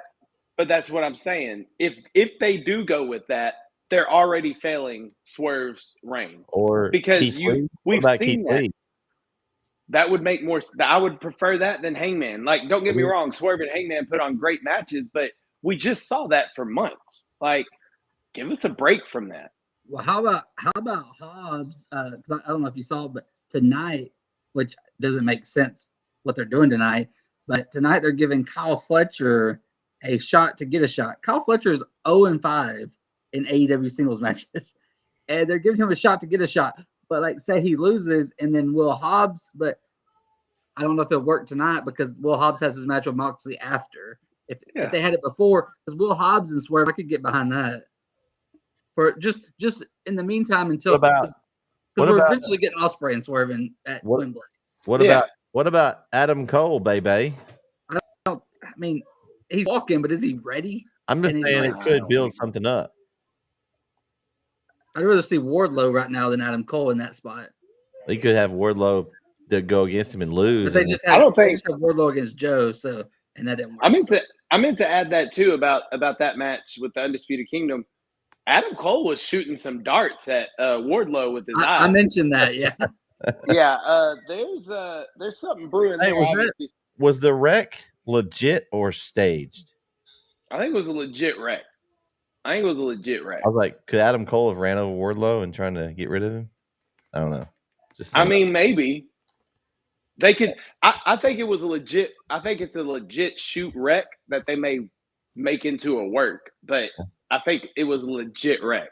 Okay. But that's not a bad idea. That's not a bad storyline. Kind of like, but that's also similar to what just happened on SmackDown with Kevin Owens' car getting hit in the parking lot. Yeah. What's up with Uncle Kevin? You talked to him, and is he okay there? He looked like he was pretty bad.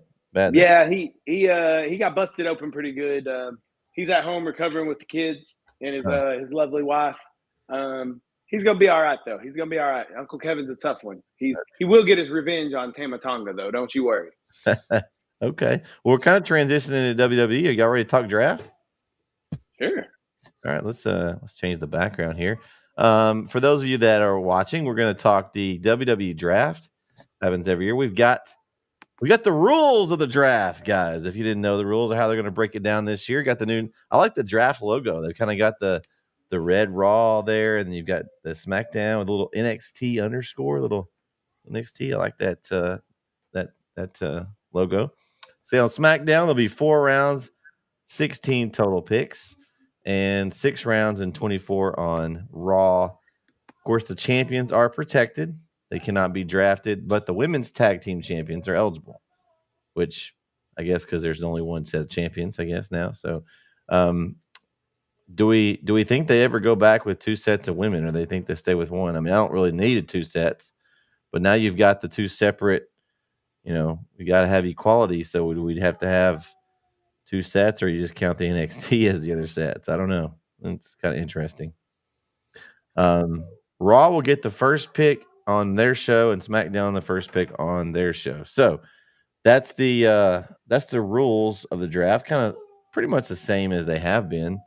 Let me bring this up, and I'm going to share.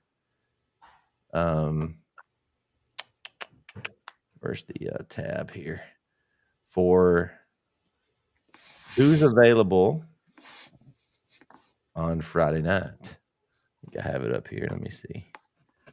There's Monday. I had this up here, but my Friday one went away. I've got the rosters here so we can tell who's going to get selected. While you're doing that, I was prepared. Go ahead. I thought I was prepared. I would like to go on a little bit of a rant because okay, go for it. It's taken me exactly 2 weeks to basically turn on WWE. I was so excited after WrestleMania, and I'm already back to board and fast forwarding most of Raw and SmackDown. They have not kept me captivated, and I am so underwhelmed by this draft. There's not because of the WrestleMania buildup, the fact that anybody can go on any show in the WrestleMania buildup.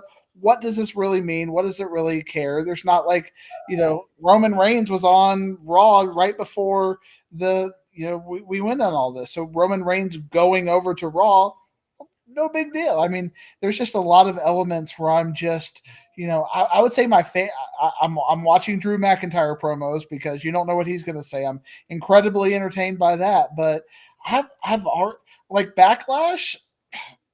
There's nothing I'm excited about with Backlash right now. And we've already changed from WrestleMania, where I was so excited about it, to now where, Cody's going to win. Priest is going to win. We're just going to be doing this for a little while until we get to SummerSlam. Well, here's the draft of the picks that are available for Friday. Of course, it has also the NXT superstars eligible. Just kind of looking through here. You've got AJ Styles, Seth Rollins, a returning Sheamus. You got pretty much the I guess bloodline question mark. You've got that dynamic are available. Will they split some of them up to kind of keep them apart for a little bit? Of course, Paul Heyman there. I'm still intrigued by that storyline. Honestly, the bloodline storyline they've done a good job of like now they've got Tamatanga come in. They've basically kicked Jimmy out. Is Solo pulling the strings now, or is his cousin The Rock actually pulling the strings? I'm curious in that. There's also the other cousin. What's the other one they've signed that hadn't come out yet? Kyle, you shaking your head? Jacob Fatu. Yeah, so I think eventually they bring him in, and they have a Bloodline 2.0 versus the old Bloodline at some point down. I'm intrigued by that. I think that's going to be fun. But looking at the characters, I guess, or the guys here, you got Randy Orton, LA Knight. Do they move LA Knight to Monday night? I mean, you've got lots of interesting plays here. Anybody you see on this list that you think might switch brands that would be a big, like a big deal, that would be a good for them? Maybe they're kind of stale on their show. They are. Because like Matt said, they do bounce back and forth. But as far as the feuds go, I mean, your feuds are stay with your show for the most part. Yeah, so it'd be more to see who goes somewhere, and then hey, I want to put this person with that person. But I did see one. I didn't see it on a dirt sheet, but I saw one thing today that suggested that the Bloodline, all of them will get drafted to Raw most likely, because with the move to Netflix, they want to kind of make that and the Fox deal is about to end with SmackDown, so that it's kind of Raw's going to go back to being the flagship show, at least for the time being, when the networks change. And so you could get the Bloodline story over there on Monday nights. So that's one thing. We'll know Friday night kind of if Roman and them get drafted to Raw, that all the Bloodline people will probably get taken over there. And that's the WWE draft. I wish they did it because we love drafts, or I love drafts. I mean, we got the NFL draft tomorrow night. We know how drafts work. The WWE draft kind of bugs me because it's like, well, Raw takes 3 people, and then SmackDown takes a person, and then Raw takes 2 people, and then SmackDown takes 2 people, and then these 2 people are gonna get drafted together, and then this group's gonna get drafted together, and then you talked about the women's tag champs getting drafted when the women's tag champs float shows anyway, so that doesn't make sense. And you were talking earlier about, well, NXT doesn't have a women's tag champ, so I wish they'd involve NXT in this. If you're going to let them be, they're supposed to be. Like, why can't they have a draft pick? Like, let's mix some of these. Well, they've been teasing it, like they're supposed to, because like they had the thing in the back with Adam Pearce and Nick Aldis and Ava, and she's like even hinting like, we're going to take these people, and then you show the rules and there's nothing about NXT even mentioned. Yeah, that's what I was surprised by. I thought they'd have, the way they'd been talking about it, I thought NXT was going to be more involved, not just we can just. I would like to see. There's some people I would like to see maybe go to NXT to get a change. Mm-hmm. And that because it's done wonders for certain people lately. Bum Baron Corbin. Yeah, except he lost Matt's Nexus Lexus last night, and they're already using him as to put people over, huh? Mm. Yeah. I think when you look at this, if you haven't watched NXT last night, though, it's you should go watch it. It's got a pretty good ending. No spoilers, but I think when you see this graphic, though, you can kind of instantly tell your top 2 dogs are the Bloodline and Seth Rollins. So I think you're probably going to see, maybe the surprise will be that, SmackDown picks Seth Rollins, and then that leaves Raw for the Bloodline. But Becky Lynch is now the champion on Raw, so you're not going to split them, right? They usually don't split. They usually don't split the couples. Well, the fact that Seth is going to be gone for a little while, and I think they were trying to have Becky be gone for a little while until Rhea got hurt. You could move Randy Orton to SmackDown. Well, he's been a SmackDown guy. You'd have to move him to Raw, but I think Randy looks better on Monday nights. I thought he was on Raw. What if SmackDown really does a curveball and drafts Liv Morgan number 1, and then also on Monday Rhea gets drafted, and they'll set that up on SmackDown when she comes back. Be interesting. But you just look at this, and there's just a lot of tier 2 and tier 3 talent. I mean, Randy Orton's a star, but I mean, he's kind of in that retirement phase. Kind of, he's kind of at the end of his career. You got the Bloodline, which is clearly the big dogs. You got Seth, but after that, I mean, your stars. AJ Styles used to be a star, but I mean, they just punked him out to LA Knight, and then they re-punked LA Knight to him. They need to split them two up. One of those needs to go to Raw. One of these needs to go to Raw. One goes to SmackDown. I'd like to see LA on Raw. Yeah, he's got character. I think they need characters on Raw. It's a 3-hour show. You need guys that can get on the mic and do promos, and that's why I think the Bloodline story would be good on Raw, because you could weave that in and out of 3 hours and make that show a lot shorter feeling, I guess. Sometimes Raw, if you have certain points of the show, it gets really like, man, this is ever going to end. So if you have some of those where you weave in and out, it might make the show a little bit smoother. To me, I think you got, is that trying to think who that is. Is that who's the glasses? Is that it's Ashanti the Adonis? okay? I thought it was Bad Bunny at first. I had to look closer. Trying to figure out. Is that not Ashanti the Adonis or whatever? Yeah, it is, because he's next to Cedric. I like Braun Breaker. I think where he ends up will be interesting. Could be one that I think they've really pushed him. I'd like to see the OC go back to SmackDown or back to NXT. I think they could. Well, they've been there. Oh, they have. Okay. Yeah, them, and then Shayna showed up last night, and then Otis and Zawa's been on NXT. Like a lot of these guys have been on NXT. Like it's like most of these are Braun goes back and forth. A lot of these aren't. People have been on NXT lately. So. Okay. Well, let's let me bring up the Raw graphic. We'll take a look at Raw and see what you guys think about the options on the Raw side. And I want to challenge KO because he's kind of the apologist for wrestling these days. Like, what can you see happening? What could happen on this draft to make it interesting on Friday night? Like of that roster, what do you look at and go, oh, that's a big thing? It's just going to be boom, boom, boom, any, mini, miny, mo at the end of the day. I didn't know. I was today years old when I realized Braun Strowman's still on the roster. Hey, I was trying to figure out who these people are by Imperium, but then I realized it's the other people from the Testament or whatever. Oh yeah, the final Testament. Scarlet. To answer your question, Diggs, I think Omos ain't even on here. I think that Big Bronson Reed, is he there? Oh, he's in there somewhere. Oh, there he is. There he is. I see him. I think that there needs to be some, because here's the thing. You brought up a good point earlier. They don't play by the draft rules anyway. But let's remember, this is a new era. This is the Triple H era. We haven't had a Triple H draft yet. I'm intrigued simply because of that. I'm intrigued to see what Triple H does with this draft. How can he – we saw what he did in NXT with Black and Gold and how well he was able to build that roster and get those talent and get that storyline going. Well, let's give him a chance with this draft since this is all him. There's Vince McMahon's grubby little fingertips aren't all over this draft. So – let's give Triple H a chance and see what he can do. That's what intrigues me about this. What is Triple H going to do? Are we going to see factions broken up? Will we stick to the draft rules? Will Raw talent stay on Raw and SmackDown talent stay on SmackDown? The NXT superstars, I think Melo comes up.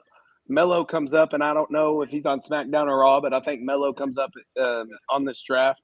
I think Roxanne Perez comes up on this draft. Is she still a champion? She's a champion.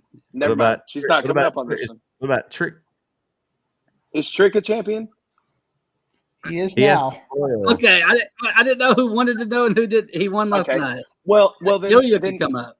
Then Ilya's coming up. Since he dropped the title, Ilya's getting called up. So we got that. Whoop that. You get Ilya and Melo, but you can't take too many from NXT because then that's why you're having to put a bunch of people down on NXT because you have no talent left on NXT.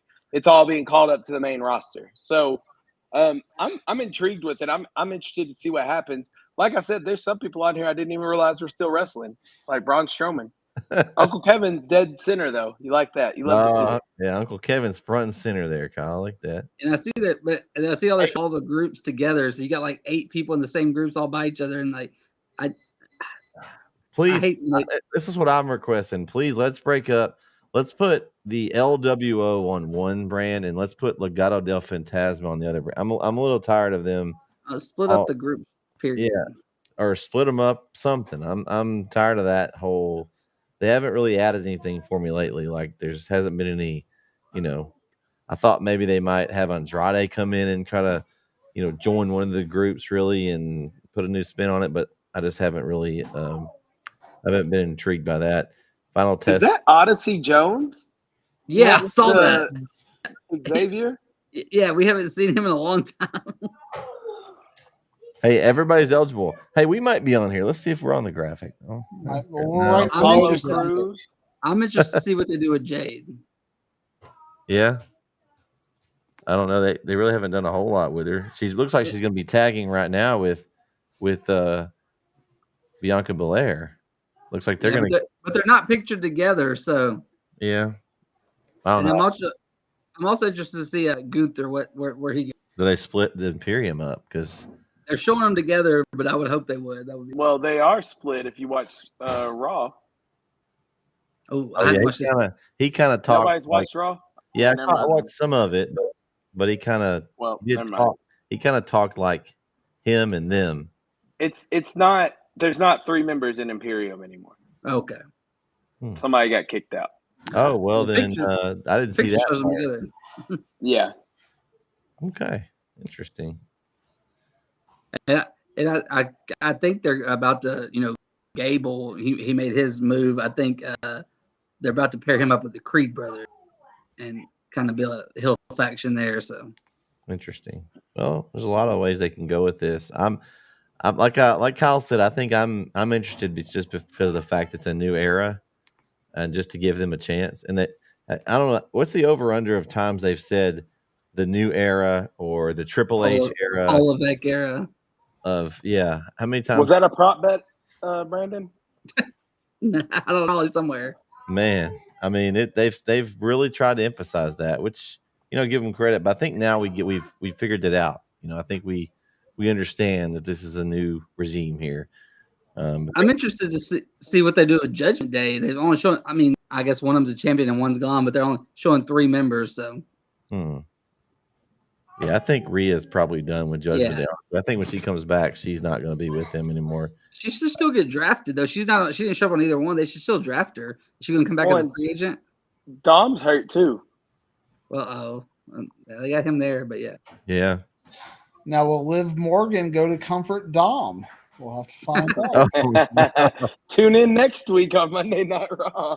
Yeah, and speaking of that, we're going to try to get together for a little bit next week and try to talk about the draft and just kind of go over who was picked and what we didn't like and liked and what we disagree with. I'm sure Matt will have some rants of what was wrong with the draft and how he just totally hated it, and he'll have his There's draft just not congruency. Like, let's say you use the draft to break up New Day. Well, what incentive would you have to break up New Day if you can have both of them? Like, if you can have both of them, why would you only want one of them?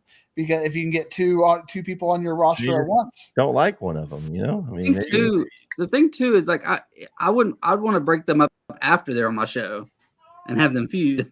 Yeah, and we'll see. We've got now Jimmy Uso's kicked out of the Bloodline. Is he gonna? Him and Jay gonna theirs? I don't know. I didn't see him on either. Is he on this picture? He was on the other picture. He was on SmackDown. Okay. Yeah, he was still with kind of group with the Bloodline. It was Jay on there too. Yeah, Jay was on the last Jay will be on this one. Jay was on the other one. Oh, was I he? don't see Jay. Yeah. Okay, maybe they're all together on the. So it'll be interesting to see where they all pick them and how if they pick the Bloodline. Does that include Jimmy, or no? Now because has he kicked out? Is that because sometimes they don't have to technically pick all them together. Like they can just still put them on the same show, but do it as separate picks. But, could be. But does Heyman get picked with Roman or Solo? Does Roman even get drafted? He was on the picture. Yeah, he was. I know he was on the picture, but so was Braun Strowman. You're really on that Braun Strowman kick. We haven't When's the seen last him. time you saw Braun? He was on WrestleMania. Was he? Yes, he was on the whiskey commercial. Like they Oh. did a whiskey come ad. on, with man. him. He was on a commercial. I was like, what bathroom break match was that? It was Yeah, I it was missed that one. it was a live thing. You know, they had Braun Strowman. They were promoting like Tennessee whiskey or something. Okay. Well, it'll be interesting to see what they do. Who is in between Shinsuke and Bobby? Is that Tegan Knox? mm, It looks like Yes. Mercedes Moné for a second. Yes, that's Tegan. mm. And then I think is the one that's next to Umberto and in between Umberto and Naomi. Is that? She's with them, yeah. She's in LW or Oh whatever. yeah, Garza. that's, Is that that's Garza? Carmella or not Angel Carmella. Garza. Well, Angel Garza, but Electra Lopez. Yeah. Lopez. Yeah. Okay. Yeah. You got CM Punk up there at the top, you know, but hadn't really talked about him much lately. Interesting to see if they put him and Drew on the same show. Yeah, we'll shove him in between the Creed brothers and Chelsea Green. That I love that when she comes out and she announces that. They got rid of that for a while, then they brought it back. Oh man, this is going to be interesting, fellas. Well, anything else that you guys wanted to talk about as we wrap up here on tonight's show? Speechless, huh? Speechless. It's going to be an interesting draft, I will say. Thank everyone for joining us. I'm going to cover a softball game with Papa Owens and Hazelton tomorrow. So be sure you check that. We got lots of stuff on NSN. So if you are interested in East Texas sports, I know Matt loves East Texas sports. Kyle's going to be at a game Friday night if it doesn't rain us out. Maybe. What's that? One of the biggest games in East Texas, baseball wise. Of course, that might be Van. Could be a DFW. You might try to claim Van. I don't know. I think Van's on the other side of 19, so I think that's East Texas. Okay. So Kyle will be out there with Papa O, aforementioned, had a good time there tonight listening to all the games. And we'll have Chapel Hill and Brownsboro playing for third place. Right now, Chapel Hill won the other night, Kyle. So if Chapel Hill wins, they'll be in third spot. So a big season for the Bulldogs. They don't usually have a baseball power, but they're having a great season this year. Brandon, where are you going to be this weekend? I've got ARP softball tomorrow, and then Friday's up in the air. So Okay. All right. Well, I know where I'll be next week. We'll be back for Off the Ropes. We'll review the WWE draft. We'll tell you what we liked, what we didn't like. Matt will tell you what he just flat out Backlash hated. is next week too. What's that? Backlash is next week. Already? Wow. Yeah, it's next Saturday. I guess we'll preview that too while we're doing it. I don't know. Like if Backlash 11 is on a.m. here. or whatever. All right. Well, that's going to do it for tonight's show. For Kyle, Matt, and Brandon, I'm Brett signing off. Hope you enjoyed tonight's show. We'll see you next time right here in Off the Ropes. Everybody have a great evening.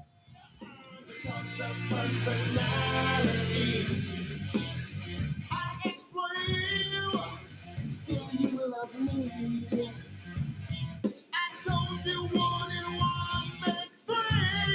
Well, I've got the personality like Joseph Stalin and Gandhi.